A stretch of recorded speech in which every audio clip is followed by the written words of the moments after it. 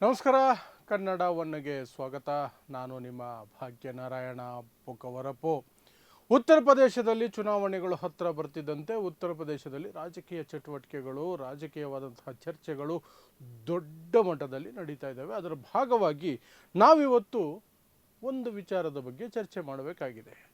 ಏನಂದರೆ, ಅಲ್ಲಿ ನಡೀತಾ ಇರುವಂತಹ ಬೆಳವಣಿಗೆಗಳನ್ನೆಲ್ಲ ನೋಡಿದ್ರೆ ಯೋಗಿ ಆದಿತ್ಯನಾಥ್ ಸೋಲೋದು ಖಚಿತ, ಯೋಗಿ ಆದಿತ್ಯನಾಥ್ಗೆ ಸೋಲು ಖಚಿತ ಅನ್ನುವಂತಹ ಸೂಚನೆಗಳು ಬರ್ತಿದ್ದಾವೆ.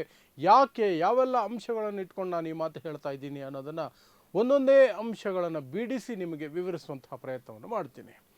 ಸೊ ಮೊದಲನೇದು ಅತಿ ದೊಡ್ಡವಾದ ಅಂಶ ಏನಿದೆ, ಅತಿ ದೊಡ್ಡದಾದ ಅಂಶ ಅಂದರೆ ಅಯೋಧ್ಯೆಯ ಹುಂಡಿ ಕಳ್ಳತನ ಪ್ರಕರಣ. ಇದು ಇಡೀ ಉತ್ತರ ಪ್ರದೇಶ ಮಾತ್ರ ಅಲ್ಲ, ಇಡೀ ದೇಶದಲ್ಲಿ ಸಾಕಷ್ಟು ಭಾವನೆಗಳನ್ನು ಕೆರಳಿಸ್ಬಿಟ್ಟಿದೆ. BJP ಇಂಥ ಕೃತ್ಯ ಮಾಡಿದೆ, ಇದರ ಭಾಗಿಯಾಗಿದೆ ಅಂತಲೇ ಎಲ್ಲರೂ ಅಂದ್ಕೊಳ್ತಾ ಇದ್ದಾರೆ. ಯಾಕೆಂದರೆ ಚಂಪತ್ ರಾಯ್ ಅನ್ನುವಂಥ ವ್ಯಕ್ತಿಯನ್ನು, ಅಲ್ಲಿನ ಪ್ರಧಾನ ಕಾರ್ಯದರ್ಶಿಯನ್ನು ಕ್ಲೀನ್ ಚಿಟ್ ಕೊಟ್ಟು ಅವನನ್ನು ಬಚಾವ್ ಮಾಡಿದಾರಲ್ಲ, ಅದು ಎಲ್ಲರಲ್ಲೂ ಸಿಟ್ಟು ತರಿಸಿದೆ. ಕಟ್ಟರ್ BJPಗರು ಕೆಲವರು ಈಗ ಅದನ್ನು ಅನುಮಾನದಿಂದ ನೋಡ್ತಾ ಇದ್ದಾರೆ. ಈ ಹುಂಡಿ ಲೂಟಿಯ ಹಣದಲ್ಲಿ BJPಯದ್ದು ಪಾಲಿದೆ ಅಂತ. ಸೊ ರಾಮ ಮಂದಿರದ ಹುಂಡಿ ಹಗರಣ ಏನಿದೆ ಅದು BJPಗೆ ಮುಳುವಾಗುವ ಸಾಧ್ಯತೆ ಇದೆ. ಉತ್ತರ ಪ್ರದೇಶದ ಚುನಾವಣೆಗಳಲ್ಲಿ ಯೋಗಿ ಆದಿತ್ಯನಾಥ್ಗೆ ಅದು ದೊಡ್ಡ ಕಂಟಕವಾಗುವ ಎಲ್ಲ ಲಕ್ಷಣಗಳು ಕಾಣ್ತಾ ಇದೆ. ಇನ್ನು ನೆಕ್ಸ್ಟು, ಅಪ್ಪರ್ ಕ್ಯಾಸ್ಟ್ ಅಂತ ಕರೆಸಿಕೊಳ್ಳುವವರು, ಮೇಲ್ಜಾತಿ ಅಂತ ತಮಗೆ ತಾವೇ ಕರೆಸ್ಕೊಳ್ತಾರಲ್ಲ, ಅವರು ಸಿಕ್ಕಾಪಟ್ಟೆ ಸಿಟ್ಟಾಗಿದ್ದಾರೆ. ಅದರಲ್ಲೂ ವಿಶೇಷವಾಗಿ ಬ್ರಾಹ್ಮಣ ಸಮುದಾಯ ತುಂಬ ಜೋರಾಗಿ ಸಿಟ್ಟಾಗಿದೆ.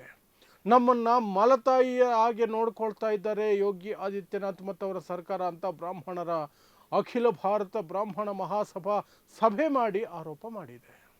ಸಭೆ ಮಾಡಿ 50ಕ್ಕಿಂತ ಹೆಚ್ಚು ಬ್ರಾಹ್ಮಣ MLAಗಳು, BJPಯ ಬ್ರಾಹ್ಮಣ MLAಗಳು ಸಭೆ ಸೇರಿ ನಮ್ಮನ್ನು ನಡೆಸ್ಕೊಳ್ತಾ ಇರೋ ರೀತಿ ಸರಿ ಇಲ್ಲ, ನಮ್ಮ ಸಮುದಾಯವನ್ನು ನಡೆಸ್ಕೊಳ್ತಾ ಇರೋ ರೀತಿ ಸರಿ ಇಲ್ಲ ಅಂತ ಅವರು ಸಹ ಒಂದಷ್ಟು ಅಸಮಾಧಾನ ವ್ಯಕ್ತಪಡಿಸಿ ಪತ್ರಗಳನ್ನು ಬರೆದಿದ್ದಾರೆ. UPಯ ಒಂದು ಸರ್ಕಾರಿ ಪರೀಕ್ಷೆಯಲ್ಲಿ, ಪಬ್ಲಿಕ್ ಸರ್ವಿಸ್ ಕಮಿಷನ್ನ ಪರೀಕ್ಷೆಯ ಪ್ರಶ್ನೆ ಪತ್ರಿಕೆಯಲ್ಲಿ ಪಂಡಿತ್ ಅಂದರೆ ಒಂದು ರೀತಿಯಾದಂತಹ ಬೇರೆ ಅರ್ಥ ರೀತಿ ಬರುವಂತಹ ಅಸಹಕಾರಿ, ಅವಕಾಶವಾದಿ ಅನ್ನುವ ಅರ್ಥ ಬರುವಂತಹ ರೀತಿಯಲ್ಲಿ ಪ್ರಶ್ನೆ ಕೇಳಲಾಗಿತ್ತು.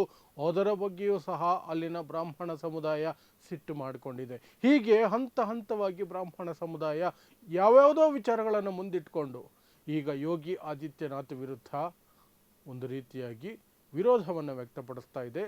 ಬ್ರಾಹ್ಮಣ ಸಮುದಾಯ BJPಯ ವಿರುದ್ಧ ಅನ್ನೋದು, ಅದರಲ್ಲೂ ಯೋಗಿ ಆದಿತ್ಯನಾಥ್ ವಿರುದ್ಧ ಅನ್ನೋದು ದೊಡ್ಡ ವಿಶೇಷ ಸುದ್ದಿ. ಅದು ಆ ಒಂದು ಸನ್ನಿವೇಶದ ಲಾಭ ಪಡೆದುಕೊಳ್ಬೇಕು ಅಂತ ಹೇಳಿ ಸಮಾಜವಾದಿ ಪಕ್ಷ ದೊಡ್ಡ ಪ್ರಯತ್ನ ನಡೆಸ್ತಾ ಇದೆ.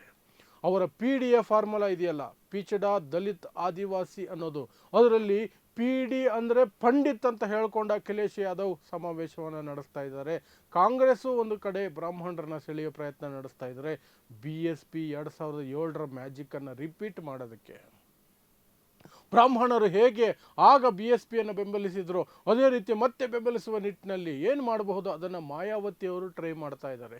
ಮತ್ತೊಮ್ಮೆ ಬ್ರಾಹ್ಮಣರ ಬೆಂಬಲದೊಂದಿಗೆ ಚುನಾವಣೆ ಗೆಲ್ಲುವ ಪ್ರಯತ್ನವನ್ನು ನಡೆಸ್ತಾ ಇದ್ದಾರೆ. ಹೀಗೆ ಬ್ರಾಹ್ಮಣ ಮತಗಳು BJPಯಿಂದ ಒಂದು ಸ್ವತಃ ಅವರೇ ದೂರ ಆಗ್ತಿದ್ದಾರೆ, ಇನ್ನೊಂದು ಕಡೆ ವಿಪಕ್ಷಗಳು ಸೆಳೆಯುವಂತಹ ಪ್ರಯತ್ನವನ್ನು ಮಾಡ್ತಿದ್ದಾವೆ. ಸೊ ಅಲ್ಲಿಯೂ ಸಹ ಯೋಗಿ ಆದಿತ್ಯನಾಥ್ಗೆ ಸರ್ಕಾರ ಕಳೆದುಕೊಳ್ಳುವ ಆತಂಕ ಇದೆ. ಇನ್ನು ಆಂತರಿಕ ಫೈಟ್, ಅದರಲ್ಲೂ ವಿಶೇಷವಾಗಿ ಯೋಗಿ ಆದಿತ್ಯನಾಥ್ ಮತ್ತು ಅಮಿತ್ ಶಾ ನಡುವೆ ನಡೀತಾ ಇರುವಂತಹ ಅಂತರ್ಯುದ್ಧ ಅಥವಾ ಕೋಲ್ಡ್ ವಾರ್, ಇದು ನೆಕ್ಸ್ಟ್ ಹಂತಕ್ಕೆ ಹೋಗಿದೆ ಅಂತ ಮಾಹಿತಿ ಬರ್ತಾ ಇದೆ. ಮೊನ್ನೆ ನಿತಿನ್ ನಬೀನ್ ಅವರು ರಾಷ್ಟ್ರಾಧ್ಯಕ್ಷ ಆದ ಮೇಲೆ UPಯ ಇನ್ಚಾರ್ಜ್ ಆಗಿ ಒಬ್ಬ ವ್ಯಕ್ತಿಯನ್ನು ಹಾಕಿದ್ದಾರೆ, ವಿನೋದ್ ತಾವಡೆ ಅಂತ. ವಿನೋದ್ ತಾವಡೆ ಅನ್ನುವಂತಹ ವ್ಯಕ್ತಿಯನ್ನು ಹಾಕಿದ್ದಾರೆ. ಆ ವ್ಯಕ್ತಿ 101% ಅಮಿತ್ ಶಾ ವ್ಯಕ್ತಿ. ಅಮಿತ್ ಶಾ ಹೇಳಿದ್ದನ್ನೇ ಮಾಡೋದು, ಯೋಗಿ ಆದಿತ್ಯನಾಥ್ ಮಾತು ಕೇಳಲ್ಲ. ಅಷ್ಟು ಸಾಲದು ಅಂತ ಮಹಾರಾಷ್ಟ್ರದ ಆ ವ್ಯಕ್ತಿಯನ್ನು ಇನ್ಚಾರ್ಜ್ ಆಗಿ ಹಾಕಿ ಆ ವ್ಯಕ್ತಿಗೆ ಅಸಿಸ್ಟೆಂಟ್ ಆಗಿ ಗುಜರಾತ್ ವ್ಯಕ್ತಿಯನ್ನು ಹಾಕಿದ್ದಾರೆ. ಪ್ಲಸ್ ಅಲ್ಲಿನ ರಾಜ್ಯಾಧ್ಯಕ್ಷ ಪಕ್ಕ ಅಮಿತ್ ಶಾ ವ್ಯಕ್ತಿ, ಅಮಿತ್ ಶಾನೇ ಆಯ್ಕೆ ಮಾಡಿ ಹಾಕಿರೋದು. ಈ ರೀತಿ ಎಲ್ಲ ರೀತಿಯಲ್ಲೂ ಸಹ ಯೋಗಿ ಆದಿತ್ಯನಾಥರ ಅಮಿತ್ ಶಾ ವ್ಯಕ್ತಿಗಳು ಸುತ್ತುವರೆದು ಬಿಟ್ಟಿದ್ದಾರೆ. ಇನ್ಕ್ಲೂಡಿಂಗ್ ಇಬ್ಬರು ಉಪಮುಖ್ಯಮಂತ್ರಿಗಳು, ಕೇಶವ್ ಪ್ರಸಾದ್ ಮೌರ್ಯ, ಬ್ರಜೇಶ್ ಪಾಠಕ್, ಇಬ್ಬರು ಅಮಿತ್ ಶಾ ವ್ಯಕ್ತಿಗಳು, ಅಮಿತ್ ಶಾ ನಿಷ್ಠ ವ್ಯಕ್ತಿಗಳು. ಯೋಗಿ ಆದಿತ್ಯನಾಥ್ ಮಾತು ಕೇಳಲ್ಲ. ಸಾಕಷ್ಟು ಬಾರಿ ಅದು ವಿವಾದಗಳಿಗೂ ಸಹ ಅವಕಾಶವನ್ನು ಮಾಡಿಕೊಟ್ಟಿದೆ.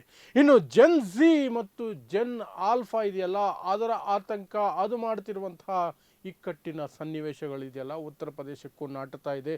ಅದರಲ್ಲೂ ಜೆನ್ ಆಲ್ಫಾ ಸ್ಕೂಲ್ ಮಕ್ಕಳು ಉತ್ತರ ಪ್ರದೇಶದಲ್ಲಿ ಸಾಕಷ್ಟು ಜಿಲ್ಲೆಗಳಲ್ಲಿ ಪ್ರತಿಭಟನೆಗಳನ್ನು ಮಾಡ್ತಿದ್ದಾರೆ. ಸ್ಕೂಲಲ್ಲಿ ಅದಿಲ್ಲ, ಇದಿಲ್ಲ, ನೀರಿಲ್ಲ, ಟಾಯ್ಲೆಟ್ ಇಲ್ಲ, ಬೆಂಚ್ ಇಲ್ಲ, ಸೂರಿಲ್ಲ, ಫ್ಯಾನ್ ಇಲ್ಲ, ಎಂಥದೆಂಥದ್ದು ಇಲ್ಲ ಅಂತ. ಅದಕ್ಕೆ ಆ ಸುದ್ದಿಗಳು ಹೊರಗಡೆ ಹೋಗದೇ ಇರಲಿ ಅಂತ ಉತ್ತರ ಪ್ರದೇಶ ಸರ್ಕಾರ ಈಗ ಸರ್ಕಾರಿ ಶಾಲೆಗಳನ್ನು ಯಾರು ವಿಡಿಯೋ ಮಾಡೋ ಹಾಗಿಲ್ಲ, ಯಾರು ಸುದ್ದಿ ಮಾಡೋ ಹಾಗಿಲ್ಲ, ಮಕ್ಕಳನ್ನು ಕೇಳಿ ವರದಿ ಪಡ್ಕೊಳ್ಳೋ ಹಾಗಿಲ್ಲ, ಏನೂ ಮಾಡೋಂಗಿಲ್ಲ ಅಂತ ಒಂದು ಆದೇಶವನ್ನು, ಸುತ್ತೋಲೆಯನ್ನು ಹೊರಡಿಸ್ಕೊಂಡು ಸಮಾಧಾನ ಪಡ್ಕೊಳ್ಳೋ ಪ್ರಯತ್ನ ಮಾಡ್ತಿದೆ. ಬಟ್ ಜೆನ್ ಆಲ್ಫಾ ಅಲ್ಲಲ್ಲಿ ಪ್ರತಿಭಟನೆಗಳನ್ನು ಮಾಡ್ತಾ ಇದೆ. ಪುಟ್ಟ ಮಕ್ಕಳು ತಿರುಗಿ ಬೀಳ್ತಾ ಇದ್ದಾರೆ. ಡಿ.ಸಿ.ನ ಕರೆಸ್ರಿ ಅಂತಿದ್ದಾರೆ, ಮಿನಿಸ್ಟರ್ನ ಕರೆಸ್ರಿ ಅಂತಿದ್ದಾರೆ. ಕರೆಸಿ ಅವ್ರ ಮುಂದೆ ಜೋರಾಗಿ ಕಿರ್ಚಾಡ್ತಿದ್ದಾರೆ. ಎಲ್ಲಿ ರಸ್ತೆ, ಎಲ್ಲಿ ಬೆಂಚು, ಎಲ್ಲಿ ಟೀಚರ್, ಎಲ್ಲಿ ಟಾಯ್ಲೆಟ್, ಎಲ್ಲಿ ಕುಡಿಯೋ ನೀರು ಅಂತ. ಅದು ಆದಿತ್ಯನಾಥ್ ಸರ್ಕಾರಕ್ಕೆ ಈಗ ಕಂಟಕವಾಗುವಂತಹ ಎಲ್ಲ ಸಾಧ್ಯತೆಗಳು ಇದ್ದಾವೆ.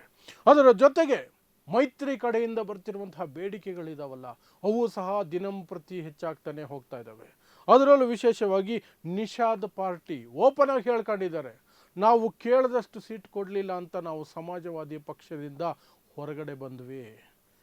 ಈಗ BJP ನಾವು ಕೇಳಿದಷ್ಟು ಸೀಟುಗಳನ್ನು ಕೊಟ್ಟಿಲ್ಲ ಅಂದರೆ BJPಗೂ ಅದೇ ಗತಿ, ನಾವು ಹೊರಗಡೆ ಬಂದುಬಿಡ್ತೀವಿ, ಮೈತ್ರಿಕೂಟದಿಂದ ಹೊರಗಡೆ ಬರ್ತೀವಿ ಅಂತ ನಿಷಾದ್ ಪಾರ್ಟಿಯವರು ಓಪನ್ ಆಗಿ ಅನೌನ್ಸ್ ಮಾಡ್ಕೊಂಡಿದ್ದಾರೆ. ನಾವು ಇರಲ್ಲ, ನಾವು ಕೇಳಿದಷ್ಟು ಸೀಟು ಕೊಟ್ಟರೆ ಉಂಟು, ಇಲ್ಲ ಅಂದರೆ ಇಲ್ಲ, ನಾವು ಇರಲ್ಲ. ಅದು ಸಹ ಮೈತ್ರಿಯಲ್ಲಿ ಬಿರುಕಿಗೆ ಕಾರಣ ಆಗ್ತಿದೆ.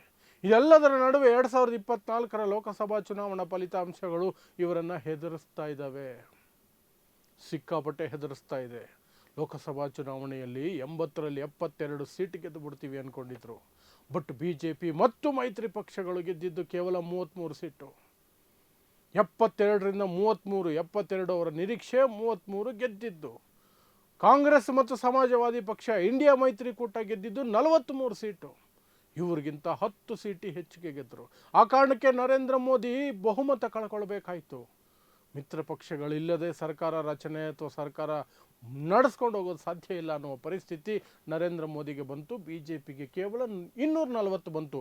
400 ಬರುತ್ತೆ ಅಂದ್ಕೊಂಡಿದ್ರು, 400 ಇಲ್ಲ. ಎಲ್ಲವೂ ಉತ್ತರ ಪ್ರದೇಶದ ಫಲಿತಾಂಶಗಳ ಕಾರಣಕ್ಕೆ ಆಗಿತ್ತು. ಆ ಭಯ, ಜೆನ್ಸಿ ಭಯ ಎಲ್ಲವನ್ನೂ ಸಹ ಸಹಿಸ್ಕೊಂಡು ಇವತ್ತು ಅವರು ಹೋಗ್ತಿರ್ಬೇಕಾದ್ರೆ ಈ ಕಡೆ ವಿರೋಧ ಪಕ್ಷಗಳು, ಇಂಡಿಯಾ ಮೈತ್ರಿಕೂಟ, ಸಮಾಜವಾದಿ ಪಕ್ಷ, ಅಖಿಲೇಶ್ ಯಾದವ್, ರಾಹುಲ್ ಗಾಂಧಿ, ಕಾಂಗ್ರೆಸ್ ಶಕ್ತಿಯುತವಾಗಿ ಪ್ರಚಾರಗಳನ್ನು ಆಲ್ರೆಡಿ ಆರಂಭಿಸ್ಕೊಂಡಿದ್ದಾರೆ. ಈ ಹಿಂದಿನಷ್ಟು ವೀಕಾಗಿ ಕಾಣ್ತಿಲ್ಲ ಅವ್ರ ಸ್ಟ್ರಾಟಜಿಗಳು ಈಗ ಹೊಸದಾಗಿದ್ದಾವೆ, ಅವ್ರ ಲೆಕ್ಕಾಚಾರಗಳು ಹೊಸದಾಗಿದ್ದಾವೆ. ಜನ ಕೂಡ ಬದಲಾವಣೆ ಬಯಸುವ ಮೂಡ್ನಲ್ಲಿದ್ದಾರೆ. ಹಾಗಂತ ಪೋಲ್ ಟ್ರ್ಯಾಕರ್ ಅನ್ನುವಂತಹ ಒಂದು ಸರ್ವೆ ಕಂಪನಿ ಕೊಟ್ಟಿರುವ ಸರ್ವೆ ಸಹ ಹೇಳ್ತಾ ಇದೆ, 58% ಜನ ಅತೃಪ್ತರಾಗಿದ್ದಾರೆ ಯೋಗಿ ಆದಿತ್ಯನಾಥ್ ಆಡಳಿತದಲ್ಲಿ ಅಂತ. ಕೇವಲ 23% ಜನ ಮಾತ್ರ ತೃಪ್ತರಾಗಿದ್ದಾರೆ, ಸಾಮಾನ್ಯವಾಗಿದೆ ಅಂತ ಒಂದು 19% ಜನ ಹೇಳ್ಕೊಂಡಿದ್ದಾರೆ. ಆ ಮೂಲಕ ಸಾಮಾನ್ಯ ಆಡಳಿತ ಅಂತ ಅನ್ನೋದನ್ನು ನೀವು ಅತೃಪ್ತರಿಗೆ ಸೇರಿಸೋದಾದರೆ 77-78% ಜನ, 77% ಜನ ಈ ಸರ್ಕಾರವನ್ನು ಮೆಚ್ಚುತ್ತಾ ಇಲ್ಲ, ಯೋಗಿ ಆದಿತ್ಯನಾಥ್ ಸರ್ಕಾರವನ್ನು ಮೆಚ್ಚುತ್ತಾ ಇಲ್ಲ. ಆ ಸಮಸ್ಯೆಯು ಸಹ ಈಗ ಯೋಗಿ ಆದಿತ್ಯನಾಥ್ಗೆ ಕಂಟಕ ಆಗುವ ಎಲ್ಲ ಸಾಧ್ಯತೆ ಇದೆ. ಅವರು ಕೊಟ್ಟಿರುವ ಪೋಲ್ ಟ್ರ್ಯಾಕರ್ ಕೊಟ್ಟಿರುವ ಸಂಖ್ಯೆಗಳ ಪ್ರಕಾರ, ಒಪಿನಿಯನ್ ಪೋಲ್ ಅಂತ ಒಂದು ಕೊಟ್ಟಿದ್ದಾರೆ, ಮೊಟ್ಟ ಮೊದಲನ ಪೋಲು, ಅದರಲ್ಲಿ ಯೋಗಿ ಆದಿತ್ಯನಾಥ್ ಸರ್ಕಾರ ಹೋಗೋದು ಕನ್ಫರ್ಮ್ ಆಗಿದೆ. ನಂಬರ್ಗಳು 160ರಿಂದ 180 ಸೀಟು ಒಳಗಡೆ, 182 ಸೀಟು ಒಳಗಡೆ ಬರಬಹುದು ಅಂತ ಅವರು ಹೇಳ್ತಾ ಇದ್ದಾರೆ. ಈ ಕಡೆ ಇಂಡಿಯಾ ಮೈತ್ರಿಕೂಟಕ್ಕೆ 212, 219ರಿಂದ ಹಿಡಿದು 220, 230ರವರೆಗೆ ಬರಬಹುದು ಅಂತ ಆ ಪೋಲ್ ಟ್ರ್ಯಾಕರ್ ಹೇಳ್ಕೊಳ್ತಾ ಇದೆ. ಅಲ್ಲಿಗೆ ಅವರು ಮೆಜಾರಿಟಿ ಮಾರ್ಕ್ ಕ್ರಾಸ್ ಮಾಡಿಬಿಡ್ತಾರೆ. ಮೆಜಾರಿಟಿ ಮಾರ್ಕ್ ಉತ್ತರ ಪ್ರದೇಶದಲ್ಲಿ 402, 212ಕ್ಕಿಂತ ಹೆಚ್ಚಿಗೆ ಬರುತ್ತೆ ಅಂತ ಪೋಲ್ ಟ್ರ್ಯಾಕರ್ ಹೇಳ್ತಾ ಇದೆ ಇಂಡಿಯಾ ಮೈತ್ರಿಕೂಟಕ್ಕೆ. NDAಗೆ ಮ್ಯಾಕ್ಸಿಮಮ್ 182 ಅಂತ ಹೇಳ್ತಾ ಇದೆ. ಅಲ್ಲಿಗೆ ಅರ್ಥ ಮಾಡ್ಕೊಳ್ಳಿ, ಆ ಆತಂಕವೂ ಸಹ ಸೇರ್ಕೊಳ್ತಿದೆ. ಆ ವಿಚಾರವೂ ಸಹ ಇವ್ರ ತಲೆಯಲ್ಲಿ ಈಗ ಕೂತ್ಕೊಂಡ್ಬಿಡುತ್ತೆ. ಇದೆಲ್ಲದರ ನಡುವೆ ನರೇಂದ್ರ ಮೋದಿಯ ಪಾಪ್ಯುಲಾರಿಟಿ ಕುಸಿತಾ ಇರೋದು. ಅದರಲ್ಲೂ ವಿಶೇಷವಾಗಿ ಸೋಷಿಯಲ್ ಮೀಡಿಯಾದಲ್ಲಿ ನರೇಂದ್ರ ಮೋದಿ ಟ್ರೋಲ್ ಆಗ್ತಿರೋದು, ನರೇಂದ್ರ ಮೋದಿಯ ವಿಚಾರವಾಗಿ ಸಾಕಷ್ಟು ಜನ ಸಾಕಷ್ಟು ರೀತಿಯಲ್ಲಿ ನೆಗೆಟಿವ್ ಆದಂತಹ ಕಮೆಂಟ್ಗಳು, ಪೋಸ್ಟ್ಗಳು, ವಿಡಿಯೋಗಳು ನಿರಂತರವಾಗಿ ಹಾಕ್ತಿದ್ದಾರೆ. BJPಯ ವರ್ಚಸ್ಸೇ ಕುಸಿತಾ ಇದೆ. BJPಯ ವರ್ಚಸ್ಸು, ನರೇಂದ್ರ ಮೋದಿ ವರ್ಚಸ್ಸು ಕುಸಿತಾ ಇದೆ ಅಂದರೆ ಉತ್ತರ ಪ್ರದೇಶದಲ್ಲಿ ಮತಗಳನ್ನು ಸೆಳೆಯೋದು ಬಹಳ ಕಷ್ಟ ಆಗುತ್ತೆ. ಅದರ ಜೊತೆಗೆ ಮುಸ್ಲಿಮರು ಮತ್ತು ದಲಿತರು ಒಗ್ಗಟ್ಟಾಗುವ ಎಲ್ಲ ಸಾಧ್ಯತೆಗಳು ಕಾಣಿಸ್ತಿದೆ. ಅದರಲ್ಲೂ ವಿಶೇಷವಾಗಿ ಮುಸ್ಲಿಂ ಮತಗಳು ಚದುರದಂತೆ ಒಂದೇ ಪಕ್ಷಕ್ಕೆ ಹೋಗುವ ಎಲ್ಲ ಲಕ್ಷಣಗಳು ಕಾಣ್ತಾ ಇದ್ದಾವೆ. 2024ರ ಲೋಕಸಭಾ ಚುನಾವಣೆಯಲ್ಲಿ ಅದೇ ಆಗಿತ್ತು.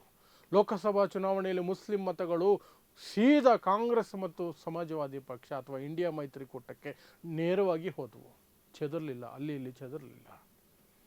ಸೊ ಇಷ್ಟೆಲ್ಲ ಅಂಶಗಳನ್ನು ನೋಡಿದಾಗ, ಈ ಎಲ್ಲ ಬೆಳವಣಿಗೆಗಳನ್ನು ನೋಡಿದಾಗ ಉತ್ತರ ಪ್ರದೇಶದಲ್ಲಿ ಯೋಗಿ ಆದಿತ್ಯನಾಥ್ ಸರ್ಕಾರ ಹೋಗೋದು ಆಲ್ಮೋಸ್ಟ್ ಫಿಕ್ಸ್ ಆಗಿದೆ. ಸೋಲು ಖಚಿತ ಅನ್ನುವಂಥ ಸನ್ನಿವೇಶ ಬಂದೊದಗಿದೆ. ಸೊ ಇನ್ಮೇಲೆ ಒಂದಷ್ಟು ಸರ್ವೆಗಳೆಲ್ಲ ಬರ್ತಿರ್ತವೆ.